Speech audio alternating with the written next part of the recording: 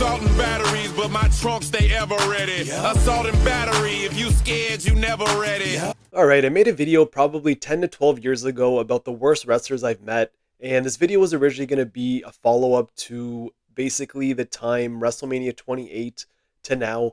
I've met a bunch of wrestlers since then, and it was going to be a follow-up to which wrestlers are part 2 of the worst wrestlers I met. And I'm going to be completely honest with you guys, I watched all my day in the life videos. I tried to go back and do some research and try to remember if anything really stood out to something I can really talk about when it comes to which wrestlers were that bad that I'm going to make a video and just vent about how bad the experience was. And to be honest, I can only come up with one, and that was during WrestleMania 30. But before that, if you're new to this channel, be sure to like, comment, share, and subscribe, and let me know if you've had any bad experiences when it comes to meeting certain wrestlers over the years. When I made that original video, I must have been in my early 20s. It would have been right after WrestleMania 28, so you're talking about 22 to 23 years old. And mind you, we all grow up. I'm 35 years old right now, so looking back and watching that video, it is a little bit cringe, and I may have said some things that wasn't exactly the nicest, and I did hear a lot from all 700 comments on that video. And even the wrestler I'm going to talk about, that's just me reaching, and me been reaching a lot. It's not even that bad. You're at Access for so many hours, and if you didn't want to talk to me, you probably didn't want to talk to me. But I do have the footage, and it's me meeting Zack Ryder. It was me, I had my Blue Jay shirt on. It's him and TJ, what's his name? TJ, I was thinking TJ Wilson, but Tyson Kidd. They were doing a signing side by side, and Tyson Kidd asked about my Blue Jay shirt, and he asked, how do I think they're going to do this year?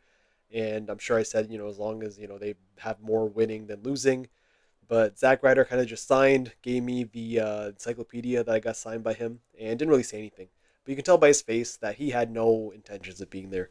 And looking back, I'm like, hey, I wouldn't want to be there either. Signing for 3 hours, talking to fans, maybe it wasn't his, maybe it wasn't his best day or whatever. And WrestleMania 30, I honestly don't even remember what he did at that WrestleMania. I'm not going to bury him, I'm not going to say whatever, but it was, again, if I were to reach and if I were to really dig deep and find something, that was the only thing I could really think of. But for the sake of this video, I do have 2 other experiences that I wanted to talk about, which is why this video is titled My Worst Wrestling Experiences instead of the worst wrestlers I've met. And the first experience came from even before I started making YouTube videos, about a month before. It was January of 2009. Myself and Legend Killer. It was for Mr. Kennedy's Behind Enemy Lines DVD release. He was doing a signing in Toronto. And there was I believe there was a Raw later on that night, but this was, again, you're thinking middle of January, Toronto, it's cold, and I didn't know what to do. It was probably my second signing I've ever been to, maybe even my first, to be honest, because the signing started at 6 p.m. and we got there at 8 a.m. 8 in the morning, we got there. And for Mr. Kennedy, no disrespect to Mr. Kennedy, but he is not someone that you wait in line at 8 a.m. for, but I didn't know any better, he didn't know any better. And the funny thing is, when we got there, we weren't even the first 2 people in line. We were number 4 and number 5. We got there, they gave us a wristband, and they said you can stay in the store, but you can't be hovering in front of the front door, at least not until 2 hours before, 3 hours before. So we had about 6 hours to kill. When it came to line up, I believe the temperature dropped to at least minus 30 degrees Celsius. It was very cold, I remember. And to the point where it was dangerous to be outside. People were shivering. People were, it was not good at all. And I remember very vividly, one of the people in line asked the Best Buy manager if we can wait inside instead of outside because, mind you, it's freezing, it's cold as shit outside. The manager said, no, this is our policy. We can't have this many people waiting in the store. You guys have to wait outside. We're going to bring people in 10 to 20 at a time, have them line up, Mr. Kenny will sign. And I'll never forget the person that was number 1 and number 2 in line. She was freaking out. She was the one who's kind of the leader of everyone, saying that it's too cold to be outside. It's inhumane to have us outside. We're going to freeze. There's people have health problems. She was really trying to get a whole group together and have a revolution and go against the Best Buy manager. And he wasn't having it. And she's one of those local girls. I think I want to say entitled. I haven't seen her in years, but she was the type that she would think that the wrestlers, just because she goes to all the shows, she deserves a certain special treatment in her.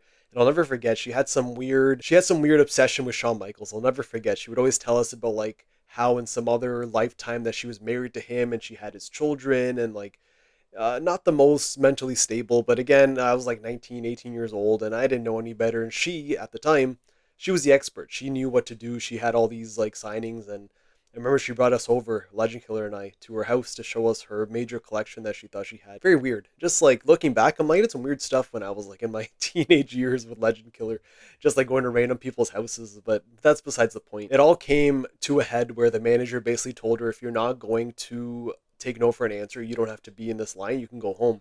And she didn't like that at all. She lost it on him, and they're going back and forth to the point now where security was called and they kicked her out of the they kicked her out of the signing. And she was, like I said, 1 and 2 in line. And now security was like, yeah, you're like not allowed here anymore. Like you're like banned from this Best Buy. The manager feels threatened by you. Like some stuff must have been said. And now she's crying. And now her whole focus is not like of us getting inside. It's about her getting inside. Now she wants us to talk to the manager and say how she's like this big super fan. And she said, I don't know, it was funny. I was laughing about this, thinking about it. She was saying that if the manager lets her in, she will buy him a tea. And I'm like, where are you going to get a Mr. Kennedy t-shirt from? She's like, no, not like a t-shirt. I mean like a coffee. And this guy doesn't give a shit about your tea. Like, he's just kicking you out. You're like swearing at him for the last hour. I was sitting there crying. Of course he felt bad, but at the end of the day, like you had it coming. That's why in times like this, like I realized, especially later on in this video, you'll see people will take the lead. They'll start the revolution. You just got to sit in the back and you just got to hope for the best, because those are the people, they take the bullet for you, but there's very few people who will like follow, you know, the sheep to the slaughterhouse. She was a sheep. She got slaughtered and the rest of us kind of got in and got to meet Mr. Kennedy. And this is really the only footage I have of that day. There was a couple pictures that were taken, and mind you, I wasn't doing YouTube videos at the time, but even when we got to the front of the line, they were saying no pictures allowed. You can literally only take a picture of him. He won't take any selfies, or we won't be taking any pictures, which was kind of stupid. So I really didn't even have a picture of Mr. Kennedy and myself from that day. I just have a picture of him posing for the camera, me looking like a creep, just kind of taking a picture of him. But that was definitely a big learning experience to like know when to show up for signings and kind of what to do depending on the environment. My second worst wrestling experience comes from meeting Ric Flair at Santino Marella's Battle Arts Academy gym. This would have been around 2012, 2013. It was okay. I mean, it was a show where Santino and Ric Flair were sitting in the ring. They do a little interview, a podcast almost. At the end of the podcast, they promised that Ric Flair would do a signing. If you had a VIP ticket, you were guaranteed a picture and an autograph. But I guess when things don't always go to plan, they had to kind of mix things around. So they said, we'll give everyone a photo, but Ric Flair doesn't have time to sign any autographs, so he literally has to take pictures and he has to go. And a lot of people were not happy about this, and I made a video actually talking about this whole day. Me, for one, I didn't say anything, but there were a lot of people who were upset, and they started making a scene. And you can, once you get a lot of people gathering together and making a scene like that, it obviously got someone's attention because Ric Flair heard about it, saw it, whatever, and they actually gave whoever was still there. It was probably at least an hour and a half after the show ended. People are making a big thing, and Ric Flair was still in the building. Mine set up his little corner, and you went there, you got your thing signed. They said one item only. Bad experience, not because of Ric Flair. Ric Flair was fine. I've met Flair, I think, 3 times at this point, and he's been great. You know, he's been fine every single time. But the company or the whatever, I don't know what kind of mix-up there was with the matches or the podcast, whatever, it just didn't go to plan. And because of their screw up, the fans kind of had to suffer. And the people who paid a VIP, not very fair. For a lot of people, it didn't work out, but the few that kind of stuck around an hour and a half after the show was over, it worked out for them. And luckily for me, it was fine. That's the video. That is just a couple of bad wrestling experiences I've had. And, you know, this is a time to reflect almost. I feel like I'm kind of lucky now that I've had so many bad experiences in the past, maybe in my younger days where I was a little more hot-headed or a little more, maybe a little prick. I don't know, maybe I had it coming, but since WrestleMania 28, WrestleMania 29, I feel like there hasn't been none at all. And even, like I said, had to go back and kind of think about times that things maybe didn't go my way, but couldn't think of anything. So I guess that's a plus. Thanks for watching, and I'll see you guys in the next video.